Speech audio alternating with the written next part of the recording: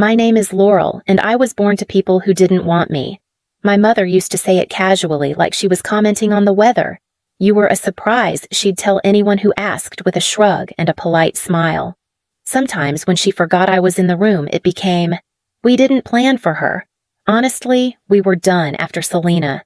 Then she'd trail off, pretending there was nothing cruel in the silence that followed. Selena, my sister, was already 10 years old when I came along. By then, she was the center of their world, a straight-A student piano recitals, endless soccer games, and science fairs. There were photos of her everywhere, on the mantle, on the fridge, even laminated into ornaments on the Christmas tree. I didn't appear in those photos until I was old enough to hold the camera and take them. No one ever said they hated me. They didn't have to. Indifference speaks loudest when it's dressed as politeness. I learned early to stay small, to not ask twice to clean up after myself. They fed me, dressed me, reminded me when school started. But the warmth, the softness that families are supposed to have, it lived elsewhere. That elsewhere was my grandparents' home. Every weekday morning after a silent breakfast, my father would grab his keys and glance at me. "She's ready," he'd ask my mom. "Yep," she'd reply, not looking up from her coffee. Then we'd drive to my grandparents' small yellow house where the curtains always swayed in the breeze and something was always baking in the oven. "You're our little blessing," my grandmother would whisper every time she hugged me. My grandfather called me his girl and taught me how to count change and tie double knots. At their house, I wasn't an afterthought. I was someone they had waited for. They picked me up from school, packed extra snacks in my lunchbox, and clapped louder than anyone at the third-grade talent show where I froze halfway through my poem. "You were brilliant," Grandpa said anyway, as if I'd brought the whole room to tears. I started to believe him, at least when I was with them. When Selena left for college, my parents didn't cry. They threw her a party with pastel cupcakes and a big "You Did It" banner across the kitchen window. My mother made a slideshow of childhood photos. My father gave a speech. "She's going to do great things," he said, proudly lifting his glass. I stood in the corner holding the used paper plates and wondering if they'd ever see me that clearly. The morning after Selena left, everything changed, not with a bang, but with a quiet list taped to the fridge. Dishes, laundry, vacuum upstairs, prep dinner, no signature, just expectation. "Since you're the only one at home now," my mother said that night as I scrubbed the sink, "it's only fair you help more." More became everything. I learned the difference between darks and lights in the wash. How to scrape dried food off pans. How to slice vegetables just right so dinner wouldn't be too mushy. My parents rarely said thank you. They only noticed when something wasn't done. "You live here," my father would say, "you need to contribute." Selena always did, but she hadn't not like this. Selena got a weekly allowance for unloading the dishwasher. I cleaned the whole house before anyone noticed I existed in it. At first, I did it because I didn't know how not to. I was invisible, and invisible girls didn't make demands. But somewhere between the laundry cycles and the silence, something began to shift. I started staying up late, not because I had chores, but because I was browsing college websites on the old family laptop. Oregon State, UC Davis, even NYU, though I knew better than to hope that far. I read admissions blogs the way other kids read fairy tales. I studied dorm layouts and imagined my own name on a mailbox. Not because I thought anyone would send me letters, but because it would be my name, my key, my room. I stopped waiting for anyone to notice I was tired. I did the work. I cleaned the toilets. Then I'd sneak in an hour reading about scholarships, calculating GPAs, whispering goals into the dark. It was the only kind of dreaming I could afford. The acceptance letters came in a wave, 3 in 1 week. Each envelope felt like oxygen, like someone out there had seen past the chores and the silence, and decided I was worth a place at their table. I lined them up neatly on the dinner table one night, heart-pounding, waiting for a reaction. My mother barely glanced up from her plate. "That's nice," she said, then passed the salt to my father. I waited, thinking maybe they hadn't understood. "I got into all 3, I repeated, quieter this time. My father swallowed a bite of meatloaf, then sighed. "We can't pay for any of them." At first, I thought he was joking. But then my mother put down her fork and added, "We spent most of our savings on Selena's wedding. Even took out a loan for the reception." "You knew that." "But you paid for her college?" I said the words brittle. "That was different," she replied. "We saw potential in her." My chest tightened. The table went quiet again, as if they hadn't just cracked something open inside me. "You should get a job," my father said after a moment. "Save up. Apply for loans. That's what responsible adults do. I got up without asking to be excused. My hands were shaking. I climbed the stairs, closed my door, and pressed my phone to my ear with trembling fingers. My grandmother picked up on the second ring. "Sweetheart," she said. "What's wrong?" I couldn't even speak at first. Just cried. Within 15 minutes, I was at their front door. My grandfather opened it before I knocked. They didn't ask questions, just pulled me into their arms like they'd been expecting this moment. When I finally told them everything, my grandfather's eyes darkened. My grandmother stayed quiet. Her mouth set in a line that only deepened with each word I spoke. Then he got up and walked into his study. He came back holding a worn brown folder. "We've been saving for your education since the day you were born," he said, handing it to me. Inside were bank statements, enough to make all 3 letters possible. "You pick the school," he said softly. "We'll handle the rest." And just like that, everything shifted. I moved into my grandparents' home 2 weeks before freshman orientation. My mother didn't help me pack. My father didn't ask where I was going. Selena didn't call. I left behind a room I had scrubbed spotless, a house where silence had always been louder than any goodbye. At my grandparents' house, I had a real desk, a door that locked, a warm breakfast every morning. They took me shopping for notebooks, helped me organize my financial aid paperwork, and drove me to campus like it was the first day of something sacred. My grandfather kissed the top of my head when he dropped me off. "Go make us proud," he said, even though I already knew I had. I chose finance because I wanted to understand the very thing my parents had used to hold power over me. I wanted to know how money worked, how to make it protect it, grow it. The language of numbers became something I could trust. It didn't lie, didn't play favorites. Classes were hard, but I loved the clarity. I stayed late at the library, asked questions professors hadn't heard in years. For the first time, I felt seen, not for what I cleaned or cooked, but for how I thought. At home, I kept my distance. My parents didn't reach out, and I didn't chase them. The space grew larger with each passing semester, and I let it. Meanwhile, Selena's perfect life started to crack. My grandmother would mention things during phone calls, how Selena's marketing job had downsized, how James couldn't hold steady work, how the wedding glow had dulled fast. "They're struggling," Grandma would say, always gently, never asking for anything. I listened, but I didn't respond. I had no advice for someone who'd always been handed everything. Sophomore year, I landed a competitive internship at a boutique financial firm. My supervisor, a sharp woman named Dana, pulled me aside one afternoon. "You've got instinct," she said. "Don't let anyone waste it." I wrote those words in a journal I kept tucked inside my backpack, the same backpack I'd carried since high school, still stained from scrubbing countertops. And still the past found ways to reach me. My grandfather died on a Tuesday morning in late October. I was in the middle of midterms when the call came. The world didn't slow down, not the classes, the exams, or the traffic outside my dorm, but I did. I sat on the floor of the hallway, clutching my phone, trying to breathe through the emptiness. I made it home in time to help plan the funeral. My grandmother's hands trembled when she poured tea. She kept setting out 2 cups, forgetting he wouldn't need his anymore. We sat in silence most days until one afternoon she looked at me and said, "He always believed in you. So do I." She passed just 7 weeks later. Her absence hit even harder, not just because she was the last, but because she'd been my safe place since before I could spell the word family. After the service, we gathered in a paneled office for the reading of the will. I expected formality. I didn't expect the shock. To our granddaughter Laurel, the attorney read, "We leave our home at 319 Astor Lane and the sum of $150,000. My parents stiffened in their chairs. Selena looked confused. Then came the note. "To our daughter Miriam and her husband Charles. We gave you $200,000 when you asked for it.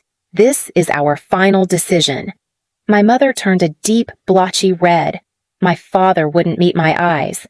Later that night, back at the house, I sat at the kitchen table and stared at the hardwood floors we used to play board games on. My mind couldn't stop circling one question. "They asked for that money?" I asked aloud. "Yes," came a voice behind me. It was Mr. Delaney, my grandparents' longtime friend and estate advisor. "About a year ago. Your grandmother was heartbroken over it. Said she wished they'd waited. Or that she'd said no." I ran my fingers over the deed now in my name. Their house. their savings. What they'd worked their whole lives to build split between the child they believed in and the ones who only remembered them when they needed rescue. I didn't cry. I just sat there holding the keys in one hand and the weight of everything they'd left behind in the other. Years passed. I worked hard, moved through promotions, saved more than I spent. I never chased luxury, just stability and the kind of dignity my grandparents would have nodded at. I bought my first condo by 26, built an emergency fund by 27, and by 28 I stopped needing to explain myself to anyone. My parents had grown quieter over time. We exchanged holiday texts. Sometimes I visited. Selena and James had moved back in with them after their third failed lease. The house I'd grown up in looked tired now, peeling paint, sagging gutters, too many bodies under one roof. One Sunday dinner, I watched my father rub his knee as he eased himself into a creaky dining chair. My mother winced every time she bent to pick up after Selena's boys. "You need a house that fits this stage of life," I said gently. "One with no stairs. Safer, more comfortable." They blinked in surprise. "I've been saving," I added. "I want to buy it for you." They didn't refuse. In fact, they cried. My mother clutched my hand and said, "You're too good to us." My father pulled me into a hug I hadn't expected. We toured listings together, eventually finding a one-story ranch with wide doorways, a quiet street, and enough garden space for my mother's fading rose bushes. I paid in full. No loans, no favors, just closure. The papers were drawn up. I met with my lawyer ready to transfer the deed, but something tugged at me. I left the folder unsigned on my desk, thinking I'd do it after the housewarming party they promised to plan. They were thrilled about the party. "We'll handle everything," my mother said. "You've done enough already." I believed her. Weeks passed. No date. No invites. Whenever I called, they gave vague responses. "We want it to be perfect," my father said once. "Still picking a good weekend," my mother added another time. It wasn't until I saw Selena's name pop up on a tagged Facebook post that I understood. So excited for Mom and Dad's housewarming this Saturday, she'd written her boys smiling in front of a balloon arch in the background. I stared at the screen. I hadn't been invited. I parked a block away, careful not to draw attention. From the corner of the street, I could already hear the music-light jazz spilling out from open windows, the clink of glass, the hum of laughter. A row of cars lined the driveway, balloons tied to the porch railings. In the distance, I saw my mother wave cheerfully at someone pulling up with a casserole dish. They'd been planning this for weeks. I walked up the path, slowly passing familiar faces I hadn't seen in years. Family friends, second cousins, neighbors who used to ignore me when I was a child scrubbing the porch. No one noticed me now either, though not because I was invisible. I wasn't expected. The front door was unlocked. I stepped into the entryway as my father's voice carried through the living room. It took a lot of sacrifice, but we finally did it. Our forever home. Applause followed. Then my mother chimed in. And of course, Selena was a huge help with the down payment. Always so thoughtful, that girl. She takes care of us, my father added. Not like, well, some people just get too busy. I took a step forward. Some people, I said, clearly own this house. Heads turned. The music stopped. My parents froze mid-sip. Laurel. My mother stammered, "We didn't expect, you didn't invite me." I cut in. "To the party for the house I bought. The house I still own." My father's face shifted into something tight and artificial. "Now's not the time for this." "Oh, I think it is," I said, pulling the folder from my bag. I opened it slowly, letting the deed catch the light. "This house isn't yours. You never signed anything. You've told all these people it is, but it's not. We assumed," my mother said, her voice cracking. "You said it was for us. I said I wanted to help you, not be erased." Whispers rippled through the room. Selena looked pale. James stared at his shoes. One of the twins tugged at his balloon string and said, "Why is Auntie Laurel mad?" I turned to face the guests. "Party's over," I said calmly. "This house isn't theirs." And it never was. The room was still as I stood in the center holding the deed like a mirror they couldn't look away from. My parents' smiles had crumbled into something hollow. Selena's mouth opened, but nothing came out. "You told everyone this was your house," I said steady. "You planned to live here with Selena and her family." "You lied." My mother's voice rose desperate. "We're your parents. We thought after everything we thought you'd give it to us. I was going to, I replied. At the party you never invited me to. We needed a place, my father said, hands out like he could reason his way back into the lie. We sold the old house. We thought it was safe. I nodded. It was, until you decided I didn't matter enough to be in the story. The guests shifted uncomfortably. Some picked up their bags. One couple made a quick exit. The truth clung to the air like smoke. You're being cruel, Selena muttered, pulling her kids close. Think of the boys. I am, I said quietly. And I hope they never learn to treat family the way I was treated. I didn't yell. I didn't throw anything. I just walked to the front door and held it open. One by one they left. My parents, Selena, James, the guests. No one argued. No one apologized. They just gathered their coats and casseroles and left like a parade of regret. When the last car pulled away, I stood in the doorway for a long moment, the cool air pressing against my skin. The silence was absolute, not empty, not sad, just mine. In the days that followed, the calls came in waves, first from my mother, then Selena, then James. I didn't answer. The messages grew more urgent, then pitiful, then angry. Eventually, they stopped. I blocked every number, every email, every attempt at guilt dressed as concern. I wasn't interested in rehashing what they had already chosen, a life where I didn't exist unless I was useful. Word got around that they moved into a modest 2-bedroom apartment. Selena's boys shared a room with bunk beds. My parents took the smaller bedroom. Their old house was gone, and so was their plan to live in mine. I gave the house one last walkthrough, touching the corners where my grandparents used to laugh, used to read, used to remind me that I mattered. Then I called the agent, listed it, took the offer, signed the paperwork. The morning the sale went through, I opened my filing cabinet and slipped the deed into a folder labeled closed. It felt right. With the funds, I started planning something for myself. Nothing dramatic, just a future on my own terms. I invested a portion, set some aside, and tucked the rest into an account labeled Legacy. Not theirs. Mine. The house was gone.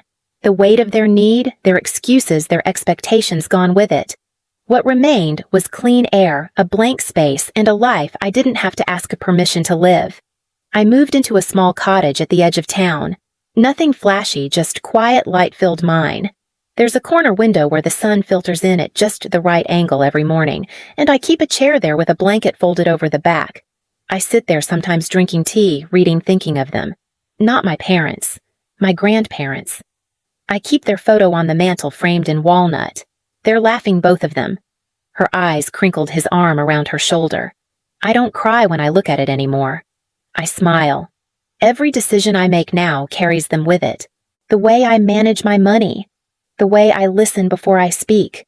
The way I remind myself that love isn't loud but steady. Someday, if I have children of my own, they'll never wonder where they stand with me. They won't have to earn affection or compete for a piece of it. They'll know they were chosen, cherished, claimed right from the start.